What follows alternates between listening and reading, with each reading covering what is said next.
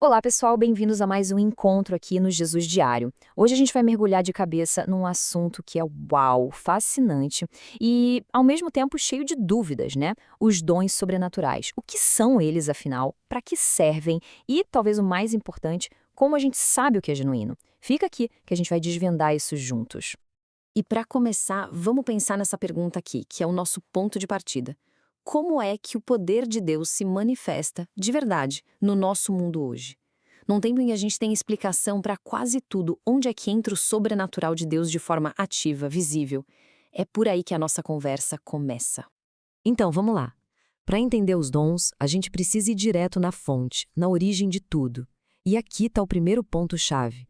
Dons sobrenaturais não são, de jeito nenhum, talentos humanos que a gente melhora com o tempo, sabe? Não é como aprender a tocar violão, não. Eles são, na sua essência, uma intervenção direta, um agir de Deus. Ok, mas o que são eles na prática? Pensa assim, são habilidades extraordinárias, que o Espírito Santo concede para momentos bem específicos e sempre com um propósito. É o poder de Deus fluindo através de alguém para fazer algo que, humanamente falando, seria impossível. É outra categoria de poder. E essas manifestações têm um DNA, digamos assim, características bem claras. A primeira de todas, soberania divina. Ou seja, elas acontecem pela vontade de Deus e não porque a gente quer ou força. Ponto. Segundo, o objetivo é revelar o poder dele. É para mostrar que ele está presente e agindo. E terceiro, que é fundamental, o propósito final é sempre construir, edificar a igreja, fortalecer a fé de todo mundo. Nunca, jamais, para a promoção de uma pessoa só. Beleza. Com essa base bem entendida, vamos para o lado prático. Como são essas ferramentas do Espírito no dia a dia? O apóstolo Paulo, lá em 1 Coríntios 12, ele nos dá uma lista. E a gente vai dar uma olhada em algumas delas agora, para tirar essa ideia do abstrato e trazer para o concreto. Vamos começar com a palavra de sabedoria. E olha, isso aqui não é só dar um bom conselho, tá? É muito mais. É uma sacada divina, uma clareza que vem de Deus e que resolve uma situação super complexa que ninguém sabia como sair. O exemplo clássico, claro, é o do rei Salomão com as duas mulheres e o bebê. Aquilo não foi só inteligência, foi uma solução que veio do alto, que desarmou todo mundo e revelou a verdade. Seguindo, temos a palavra de conhecimento. Aqui a coisa fica interessante. É quando Deus revela um fato, uma informação específica que seria impossível a pessoa saber por meios normais. Lembra de Jesus conversando com a mulher samaritana no poço? Ele revela o passado dela. Mas qual era o objetivo? Humilhar, expor, de jeito nenhum. Foi para abrir uma porta, para mostrar que ele a conhecia de verdade e oferecer uma transformação completa. Agora, o dom da fé.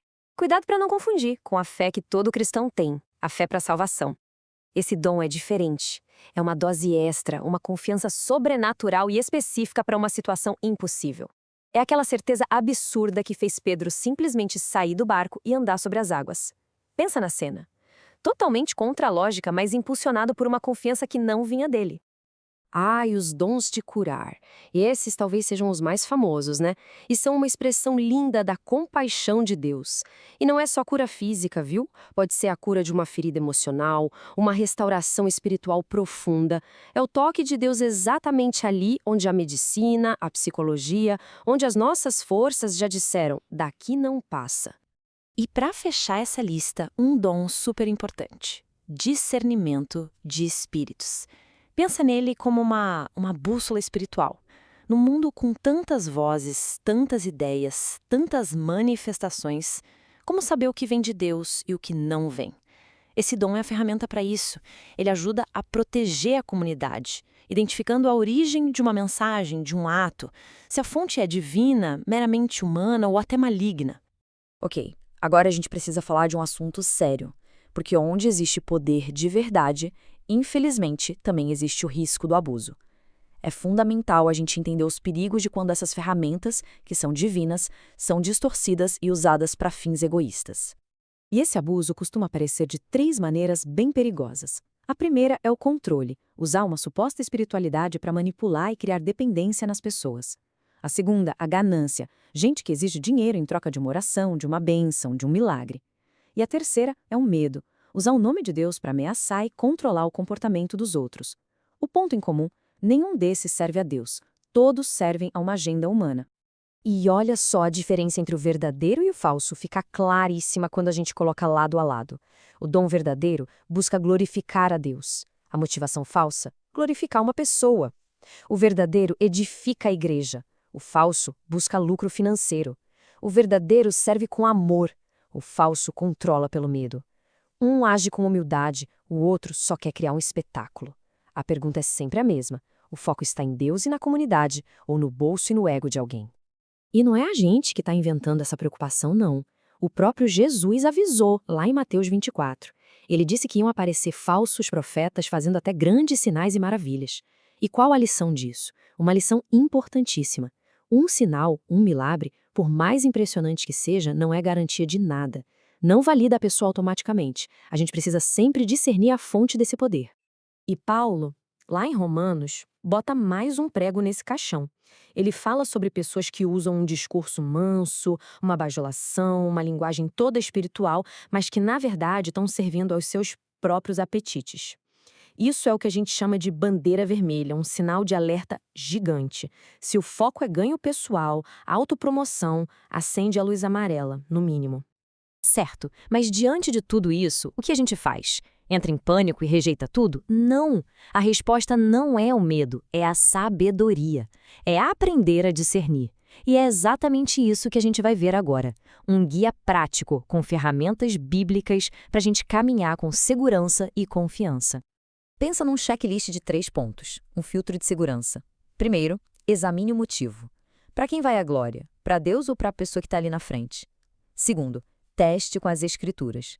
Isso que está acontecendo, essa mensagem, está alinhada com o que a Bíblia ensina como um todo? E terceiro, o mais famoso, observe o fruto. O resultado disso é o quê? É amor, paz, união ou é divisão, confusão, medo e ganância? Jesus disse, pelos frutos os conhecereis. Não tem erro. E a grande sacada é que esse discernimento não é algo que a gente faz sozinho, isolado. É um processo. Ele começa com o estudo sério da palavra de Deus, essa é a nossa base, continua com uma vida de oração, buscando a direção do Espírito Santo e, fundamentalmente, ele se fortalece dentro de uma comunidade saudável, uma igreja firme na Bíblia, onde um ajuda o outro, onde existe correção e amor e responsabilidade. E tudo isso nos traz a esta pergunta final, que fica para nossa reflexão. Como então a gente pode buscar e lidar com esses dons de forma responsável? A resposta, no fim das contas, não está na ambição de querer poder, nem no medo de ser enganado. A resposta está num coração puro. Está na humildade, na busca por sabedoria e, acima de tudo, num desejo sincero e profundo de que Deus, e somente Ele, seja glorificado em todas as coisas.